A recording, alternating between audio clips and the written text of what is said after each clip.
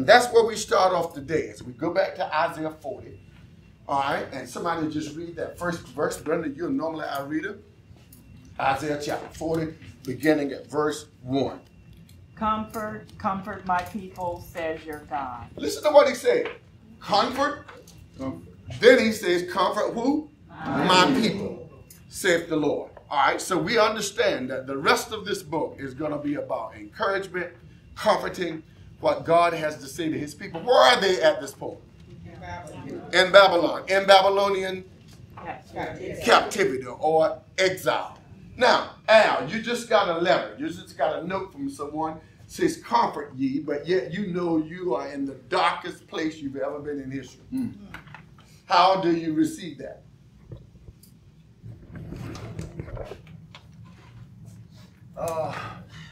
Don't forget that you're being recorded. Your sadness. What sadness? All right. Sad because of the place you're in, but yet you just got a word from the Lord that says, comfort ye my people. From Isaiah. Help him out, Reverend Dr. Brown. How you feel? I feel if he's telling me, even though I'm in exile or in captivity or in a dark place, and he's telling me to be comforted, I have the assurance that he's with me, so I'm all right, even in my dark place. So let's find a balance between what Al said, and I agree with him, and what you said. Let's look at the pendulum. Sad because you're not in Jerusalem. Sad because you're not where you can worship. The temple has been burned, Solomon's temple.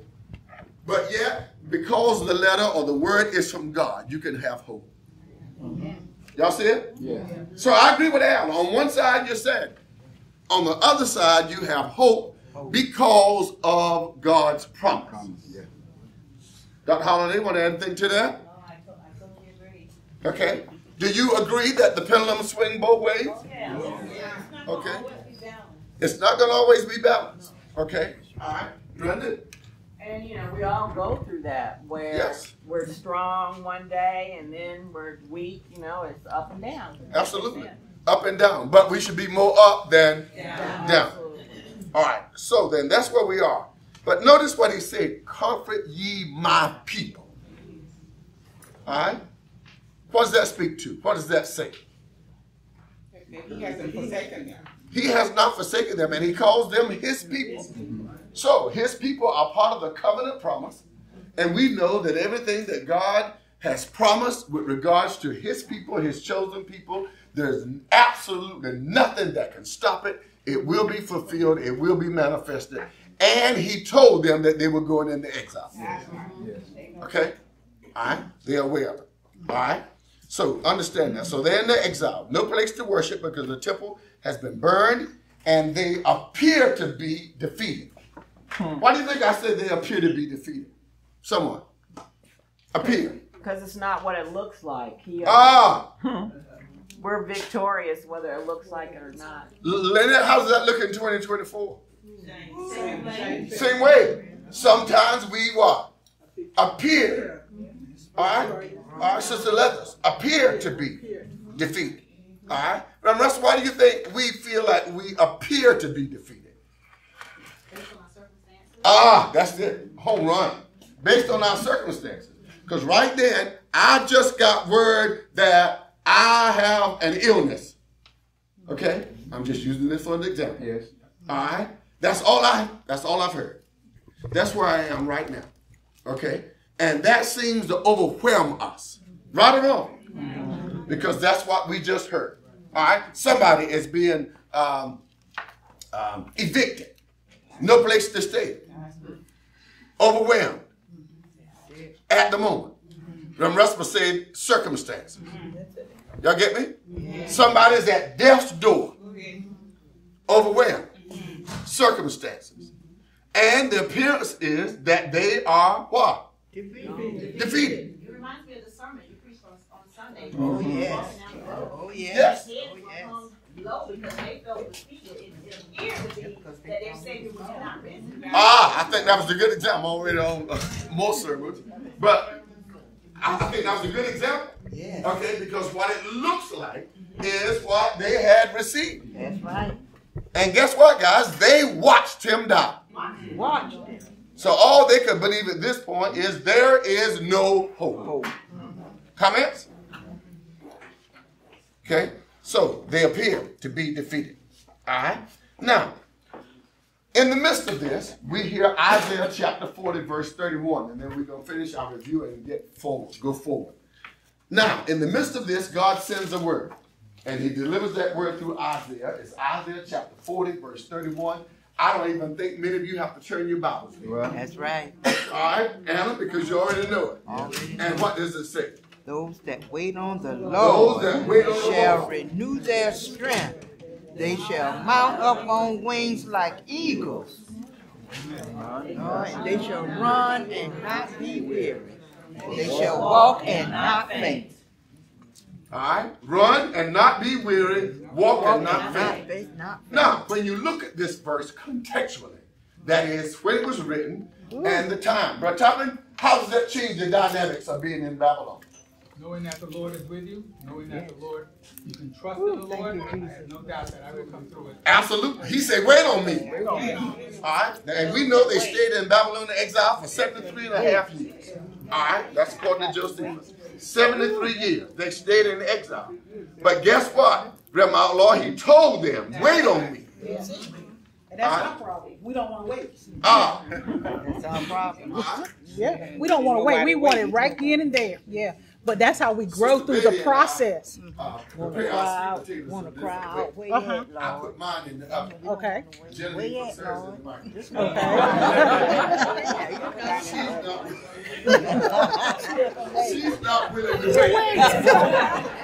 I like mine when that black stuff oozes out of it. And it's hot. All right, she wants hers. All right.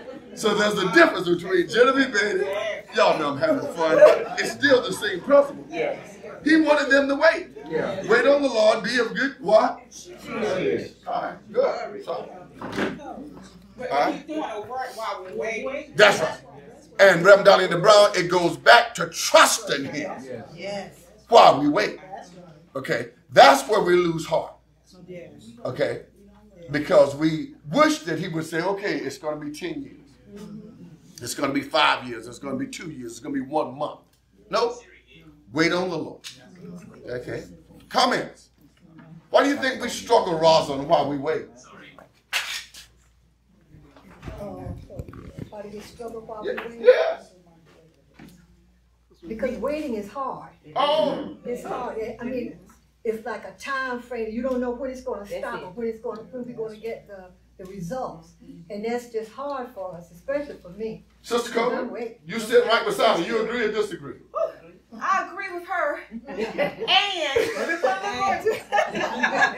Well, you say something. And also we struggle with unbelief. Whoa. We just can't make that step to believe in something. Circumstances. It's just something we can't see. Just Miss Davis, you had that. I mean, there's some areas that I'm okay with waiting, but it is some I struggle. Like as a provider, I know he's gonna come through because I have that past experience. Right. Yeah. So I'm strong right here. But waiting for my child to get delivered, ooh, I'm with you. I'm with that's you. a different one. You For preach those the that have others in your children, own home is ooh, in disarray. I got you. All right, Miss Daniels, what you want to add to it? Y'all take us, hit a home run over there. Right now I'm going through some things. Mm-hmm. And I pray to the Lord. And I trust him. And I believe in him. So it doesn't really matter how long it takes. I know it's already done. Uh-oh. So I got to walk in it. Uh-oh. And trust the Lord with all my heart, all my soul, all my mind. You just really preach this coming Sunday. All right. Good. Anybody else? Yes, sir. Now, y'all listen now. His cousins are here today. No, that's my brother. And Oh, I'm just messing. yeah.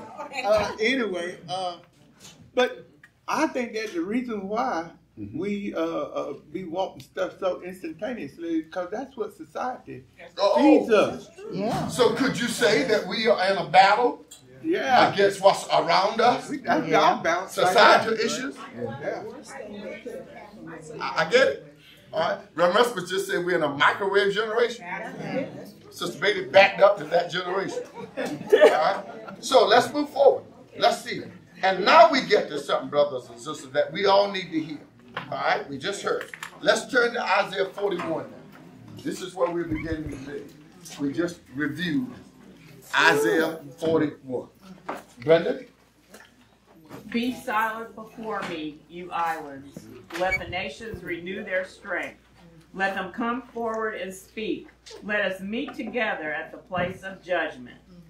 Who has stirred up one from the east, calling him in righteousness to his service? He hands nations over to him and subdues kings before him. He turns them to dust with his sword, to wind-blown chaff with his bow. He pursues them and moves on unscathed. Now listen, we're going somewhere. Stay with us. By a path his feet have not traveled before.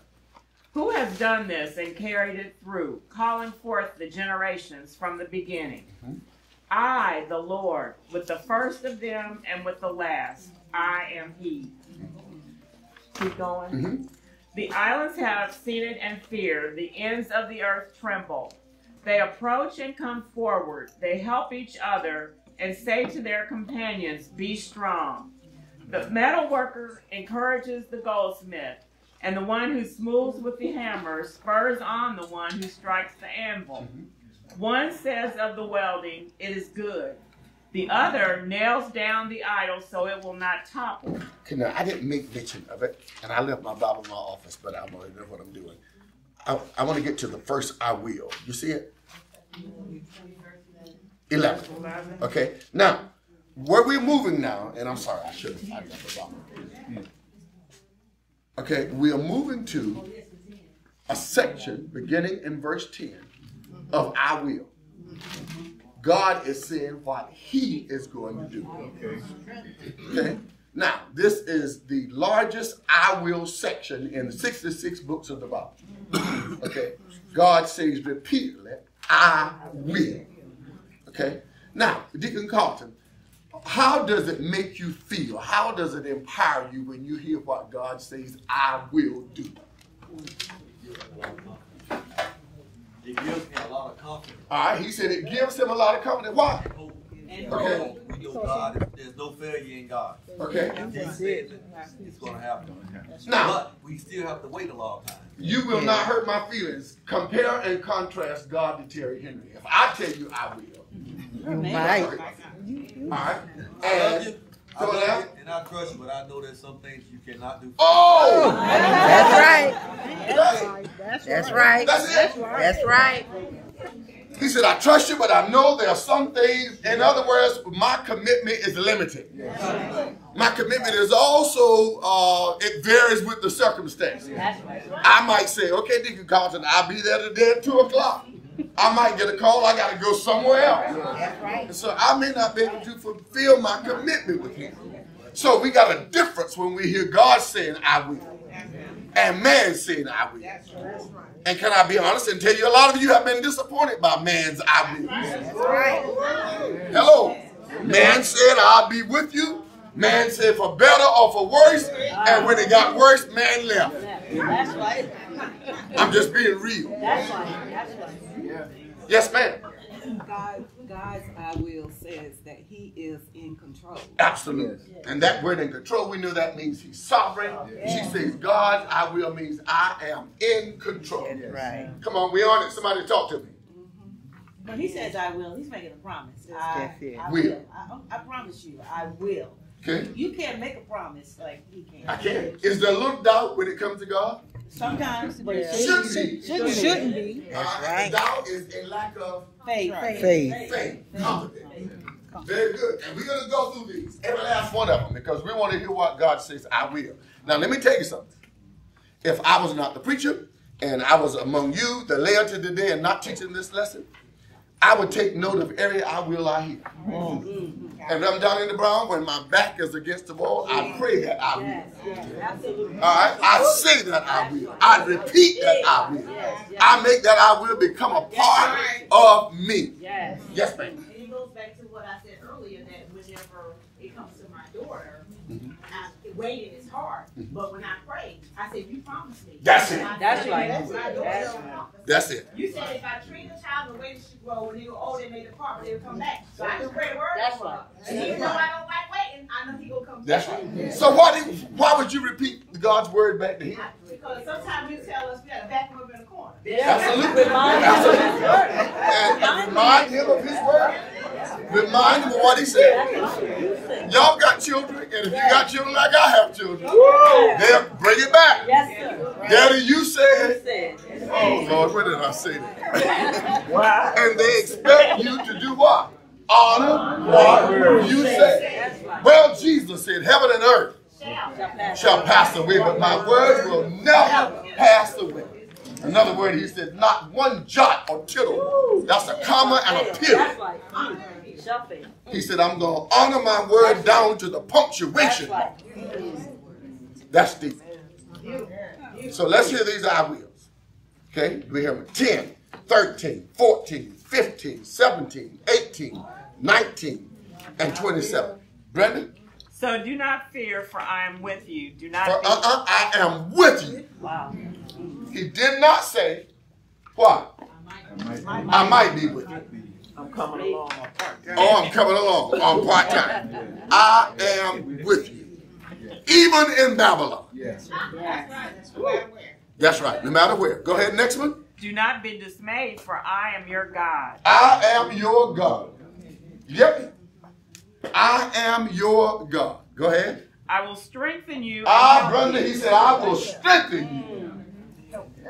So being weak could be a good thing. Because that's when God shows you that I'll be strong when you are weak. Go ahead. I will uphold you with my righteous right hand. I will uphold you with my righteous right hand. Okay? I will uphold you with my righteous right. I'm curious. Anybody have the message? Yes. It says, I'll give you strength. I'll help you. I'll hold you with steady. I'll hold you steady and keep firm grip on you. I'll hold you steady and keep firm grip on you. I like that. Go ahead, Brenda. Do you want 13? Yes, ma'am. For I am the Lord your God who takes hold of your right hand and says to you, do not fear. I will help you. I will help you. That's enough right there. I'm not going to stand back and see you drown. I will help you. And Sister Ada Harris, he said, I'm going to help you even while you are in Babylon. That's right. Go ahead. Do not be afraid, you worm Jacob. Little Israel, do not fear, for I myself will help you. I will help you. That's redundant. He repeats it again. But this time he had the pronoun, I myself will help you. I'm not sending help. I'm going to help you. Go ahead. Verse 15, see, I will make you into a threshing sledge. Whoa, I will make you into a threshing sledge. Let's hear that again, Rev. Outlaw. Sometime that King James comes there. It said, do not feel like a lowly worm, Jacob. Do not be afraid. Feel like a fragile insect, Israel. I will help you. I, God, want to reassure you, the God who buys you back, the Holy of Israel. I'm transforming you from a worm to a horror. Good God Almighty. Now you hear, I will buy you back. That word means to redeem. Talking about redemption. Okay. All of these promises, y'all got to get this, are being made, Lily, while they are in exile. God did not wait until they got on the mountain. Didn't wait until they came out of that situation. But look, I'm going to be with you. I'm going to uphold you. He reassures them of his presence. He reassures them of his power. And he reassures them of his promises. Brenda? The poor and needy. What verse? 17. Okay. The poor and needy search for water, but there is none. Their tongues are parched with thirst. But I, the Lord, will answer them. I, the God of Israel, will not forsake them. I'm down and brown. Did you hear something quite strange? I did. What'd you hear? I heard that the poor and needy are going to seek for water. But he said that their tongue will not fail thee, for I will hear them. But notice, he didn't say I'm going to bring water. He said, I will not forsake them, though, which meant that their need is going to be supplied. Be supplied. Like whatever they need. That's right. And a lot of times we think we need one thing. But he says, I will heal them. All right? Comments? Anyone? Deacon Mitchell, what's on your mind? I would say that coming up, just starting on the verse, it didn't seem like he was going to bring it to him. He was going to make it available to him. Absolutely. Provide. Yeah, provide. Reverend Nussel said that a moment ago. Provide. He will provide. All right? I was thinking he's also reminding them of Exodus. Yeah, we'll go in there in just a minute. Dominique the top and we'll go in there.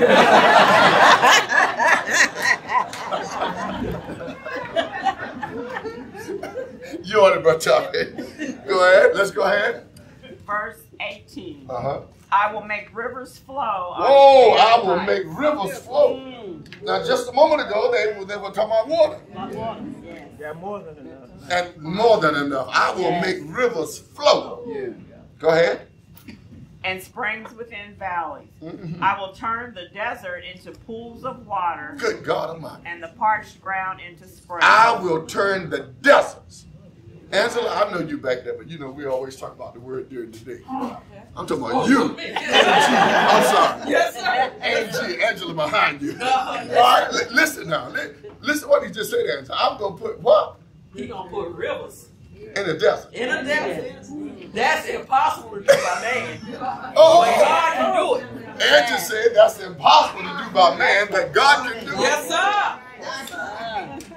So in other words, you take your impossible situation and just let me show you my possible.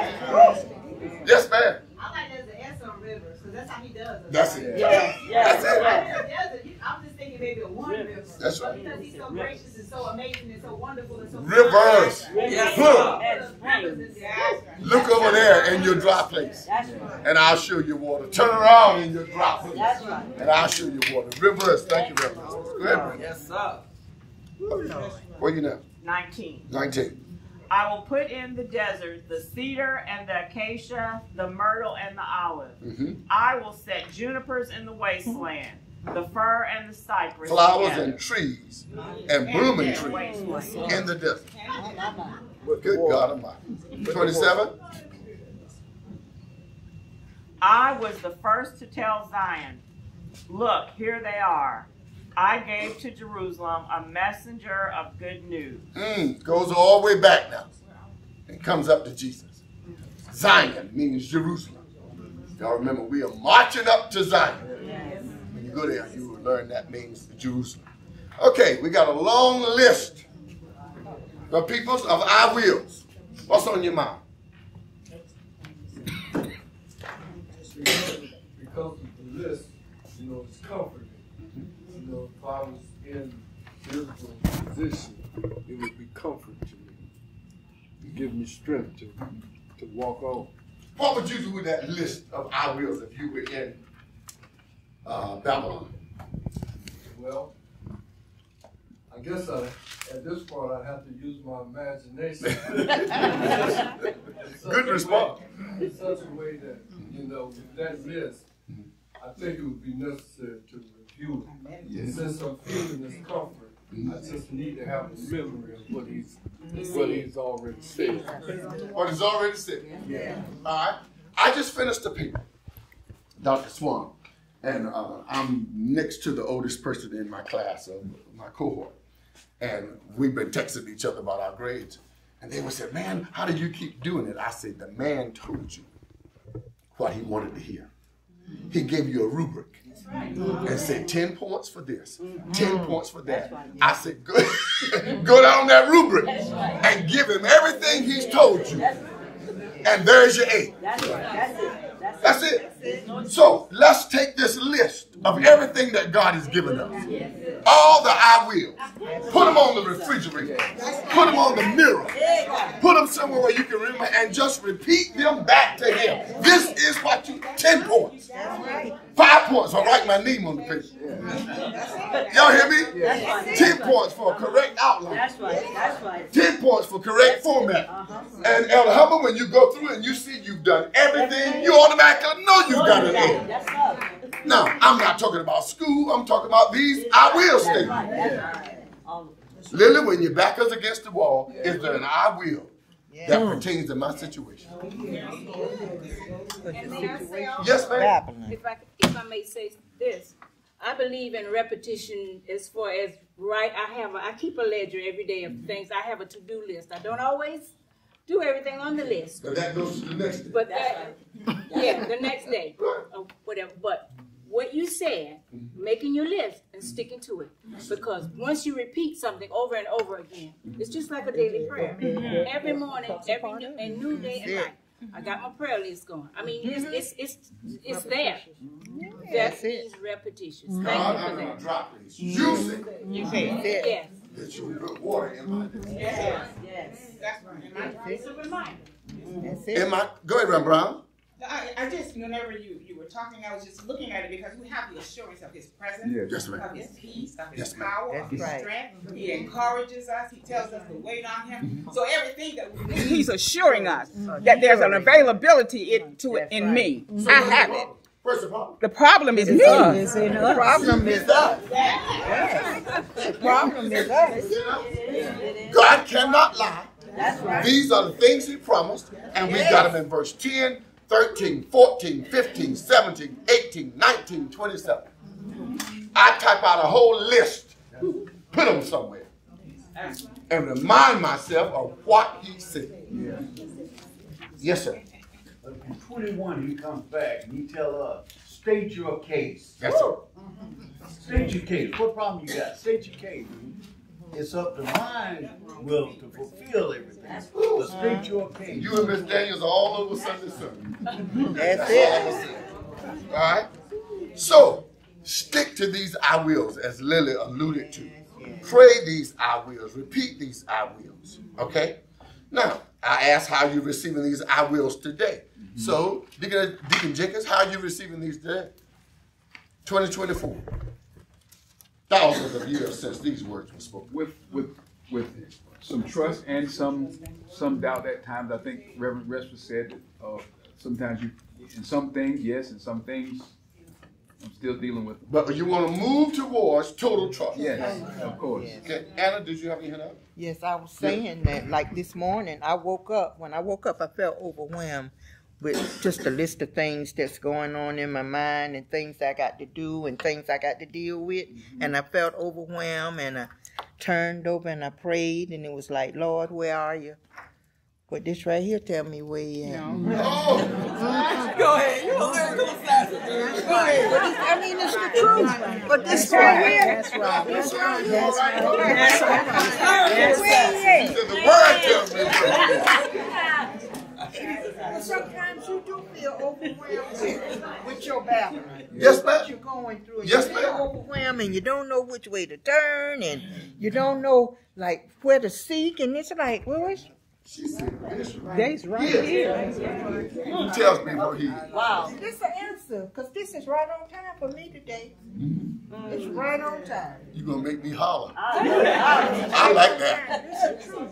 I like that. It's right on time. Now, did God know where they were? Yes, he did. Yes, right on time. Mary Babylon did not catch him by surprise. In fact, he had told them they were going. That's right. Okay, he knew where they were going.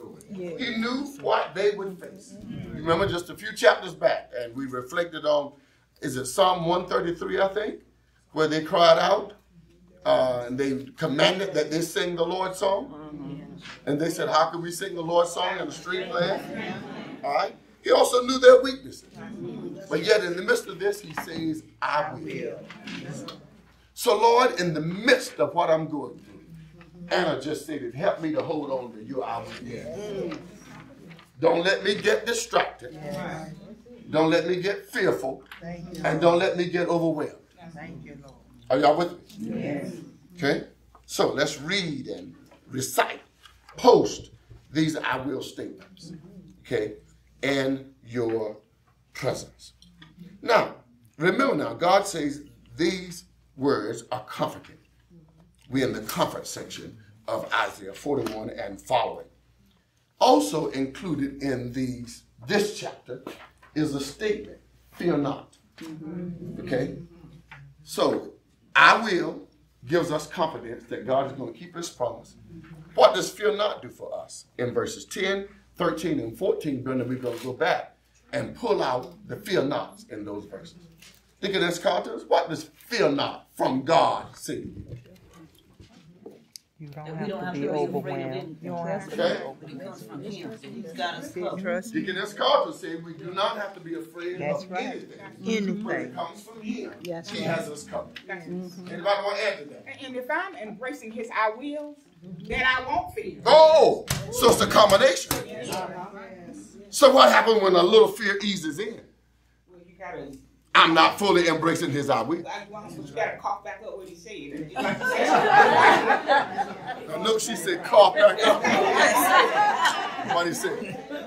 Regurgitate. Bring it back. What He said. So when my faith meter seems like it's going towards empty, I replenish it by adding to the word. I recite the word. All right. I keep playing it back. All right. So, okay. So let's hear that fear not in verse 10, Brenda. Deaconess Jickers, or Deacon Jickers, read fear not in 13. And Elmer Huffman read fear not in 14. Brenda 10, Jenkins 13, and Elder Huffman 14. So do not fear, for I am with you. Do not fear. Get rid of your fear. And the reason why, he said, because I am with you. All right, Deacon Jenkins? For I, the Lord, thy God, will hold thy right hand, saying unto thee, fear not, I will help thee. I'm holding your right hand. Fear not. Are y'all with me? Yes. Okay, 14.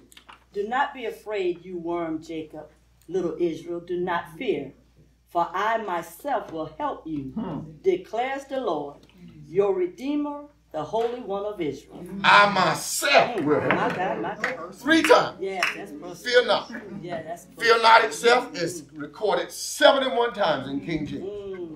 71 times. Now, if you go through the whole Bible and look at the variations of fear not, don't be afraid, not just fear not, and the different variations, there's 365. But topping that means he gives us one fear not for every day. That's it. What you think about that? Okay? For I am, excuse me, y'all, you see my error there. I left the M off the A. I am with you. Be not dismayed. I am your God. I will strengthen you. I will help you. This is 41 and 10. I will uphold you with my righteous right hand. In this verse, you heard 3 reasons not to be afraid. 41 and 10. Somebody read it again. Lamella, read it for us. You there? And you got that good Bible, too. Go ahead. So do not fear, for I am with you. Do not be dismayed, for I am your God. Go ahead. Is that all 10? That's all. No, it's not. That's why I told you. I will strengthen you and help you. I will uphold you with my righteous right hand. Lamella, Yes. in all honesty, how do you think you could change the trajectory of your daily life by getting up every morning reading Isaiah 41 and 10? It should give me more strength. Should? It will give me. At what point, Lamella, do you think you would transition from reading it to memorizing it? Well, if I keep reading it, I will memorize it. And what happens if you arrive to the point where it's in you? It becomes a part of you. That's what I'm looking for. So what happens when it becomes a part of you, Grandma? You just live it every day. You don't have a reason to fear at all because you know he's right. I can walk around with my head up. Regardless as to whatever the situation. Because I just heard God say, I am with you. I'm going to uphold you. Y'all hear it, Brenda? It sounds a lot like what he said to Joshua. Absolutely. He told him not to fear or All be right. afraid. Okay, after the death of Moses. Yeah. All right, comments? Anyone else?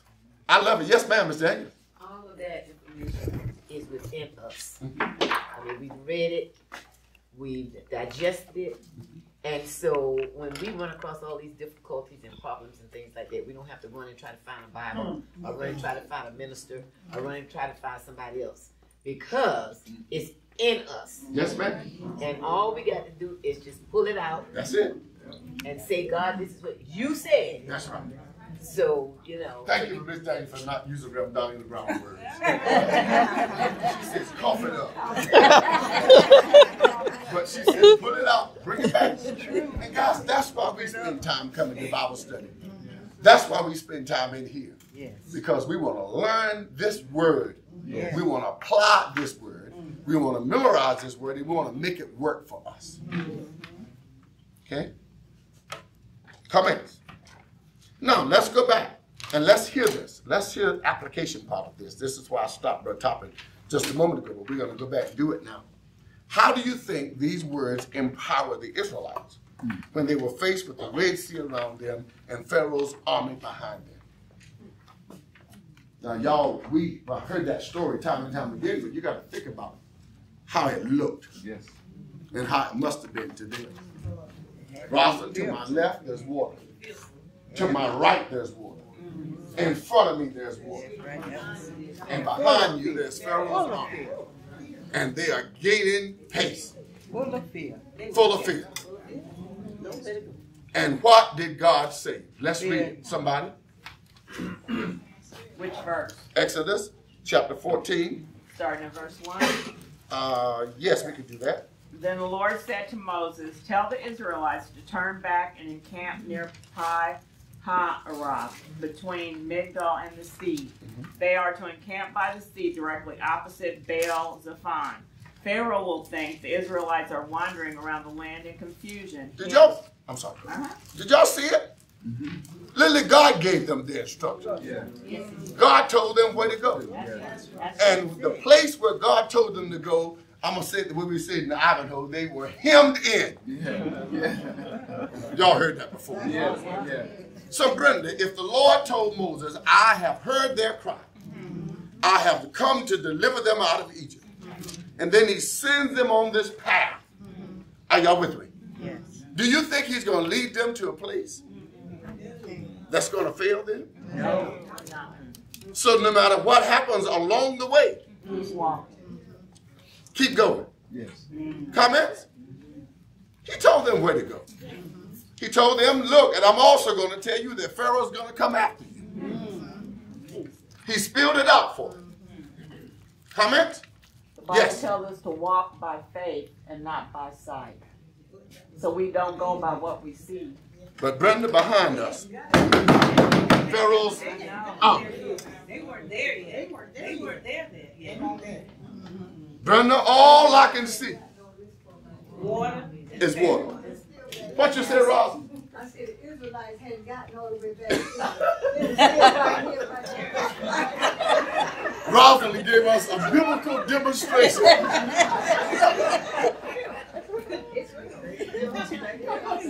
Have y'all ever just been in a situation where all you can see is trouble? I know I can't put it in reverse because Pharaoh's army is behind me. And they are approaching rapidly. Them outlaws. But what I was thinking is the fact that when we think of that story, they were leaving because they were being treated unfairly where they were in Egypt. Okay, they were coming out after they had been held captive for 400 years. All they had been hearing was, do this, do that. Do this, do that. You're right. So it was hard for them to believe this. And this is why I say we are so much like the Israelites. Yeah, but we're so much like them. But the thing of it is, once we learn and once they could pay attention to the fact that God was preparing them, he was making sure everything that they needed was there for them. But it was hard for them to, It's hard because the transition involved. Yes. I've said this before. They are moving from a polytheistic, a polytheism, the worship of many gods, to monotheism, the worship of one God. So I've been calling on a God for the sun, a God for the rain, okay, and all these other gods that I've known for years. And now I'm turning to just call one man. That's a challenge. Yes, ma'am. We used to sing a song, "Trouble in My Way." I have to pray sometimes. And cry. Yes, cry. Yes. Lay out the floor. You didn't sing it. You didn't sing it. So now listen to this now. Let's Bernie told them, says, don't be fearful. Let's move on. Okay. Pharaoh will think the Israelites are wandering around the land in confusion, hemmed in by the desert. See, the Bible says hemmed in. Yeah. Y'all heard it. That's it. And I will harden Pharaoh's heart, and he will pursue them. But I will gain glory for myself through Pharaoh and all his army. Did y'all hear me say, I will? Yeah. Look, I will gain glory. In other words, this is not about you. This is about me. I'm going to gain glory for myself. Go ahead. And the Egyptians will know that I am the Lord. Uh-oh. We'll know when I get finished. They'll know who I am. Go ahead. So the Israelites did this. When the king of Egypt was told that the people had fled, Pharaoh and his officials changed their minds about them and said, "What have we done? We have let the Israelites go and have lost their services." So he had his chariot made ready and took his army with him. He took 600 of the best chariots along with all the other chariots of Egypt with officers over all of them. The Lord hardened the heart of Pharaoh, king of Egypt, so that he pursued the Israelites who were marching out boldly. The Egyptians, all Pharaoh's horses and chariots, horsemen and troops, pursued the Israelites and overtook them as they camped by the sea near Pi Hahiroth, opposite Baal Zephon. What verse, Brandon? Verse 10. Okay, yeah, I don't have my Bible. That's all. Okay, good. As Pharaoh approached, the Israelites looked up, and there were the Egyptians marching after them. Wait a minute. They're close enough now to see. Close enough now to see. How did that change the dynamics of their situation? That's scary. It's one thing to know that's it. To hear it.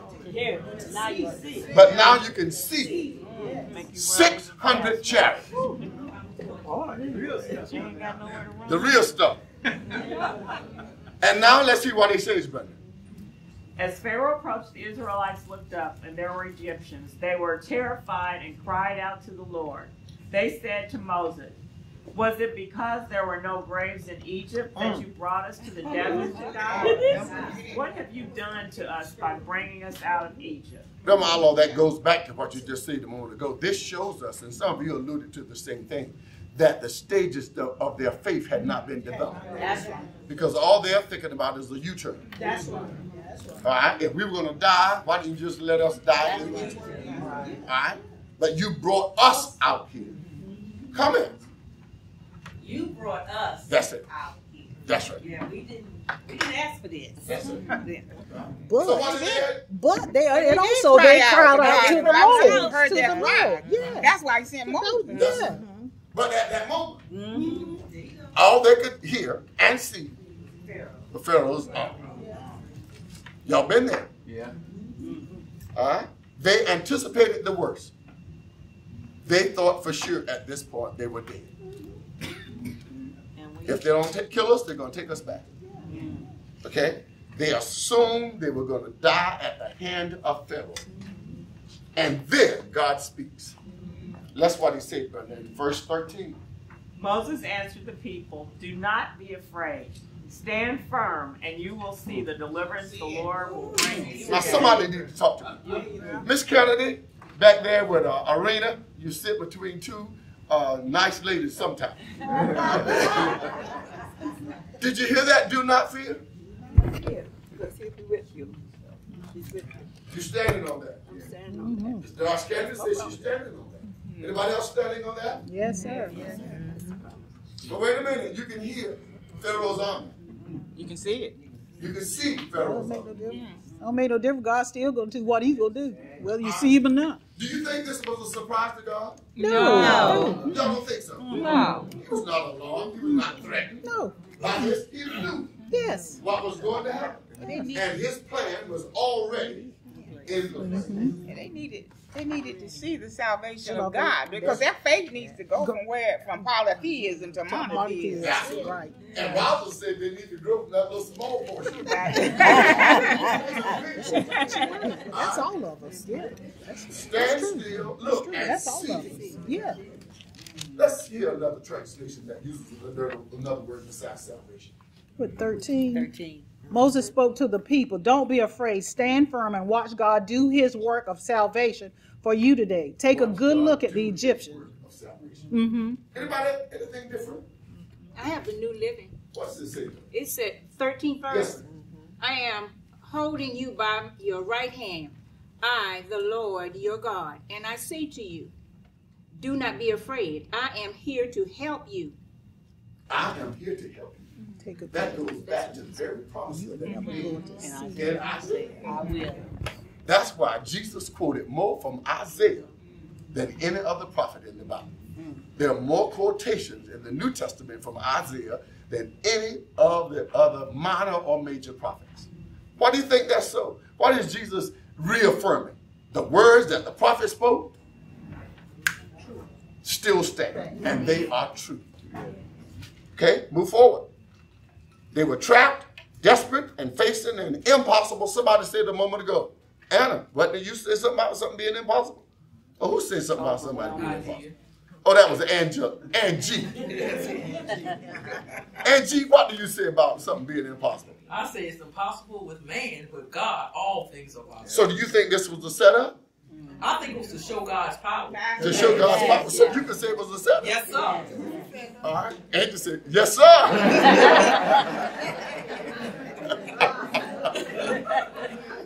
All right. So, yet God spoke to Moses, and Moses spoke to the people and said, fear not. How would you have responded? Someone. Sister Leathers, how would you have responded? You got to believe God is going to give. You can't be afraid. Absolutely. You got to believe.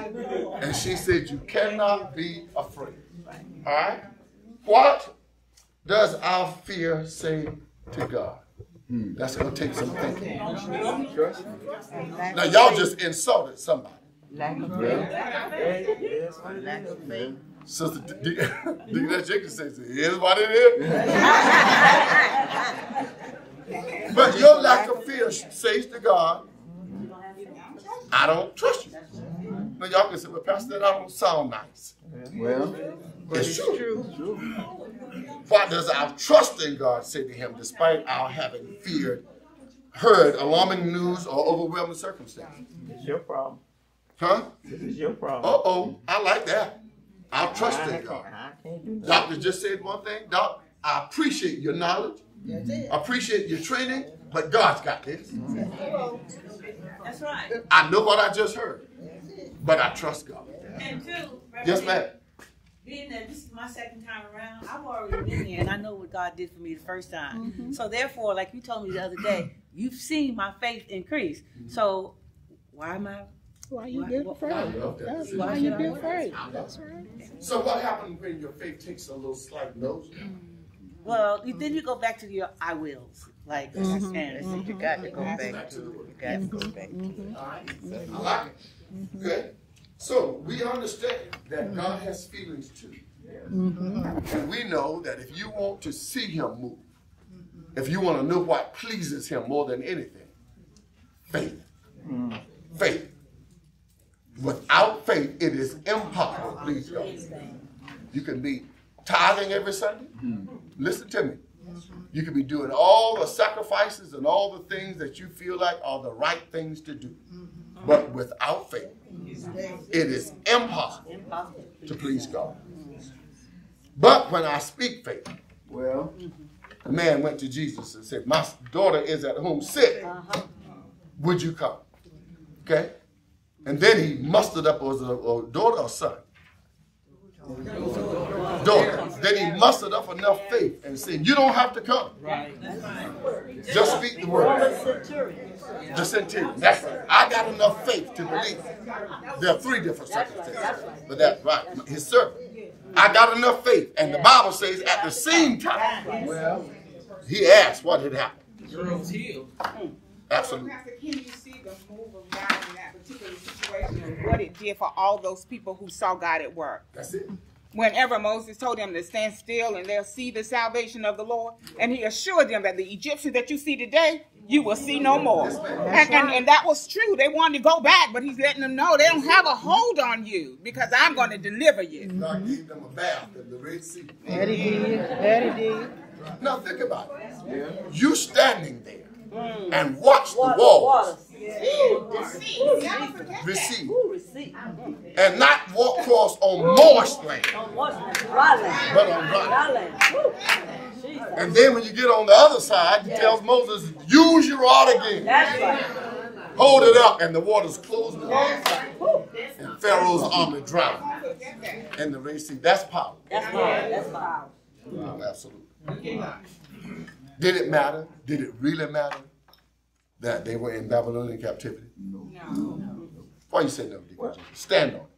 Because be the deacon of the day. Stand on God can do these things anywhere, anytime. So it didn't matter.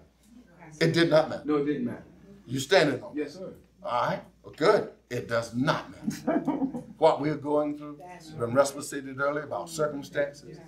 In fact, the darker the night, well, the more he's able to show us, Angela, that he can move in our seemingly impossible situation.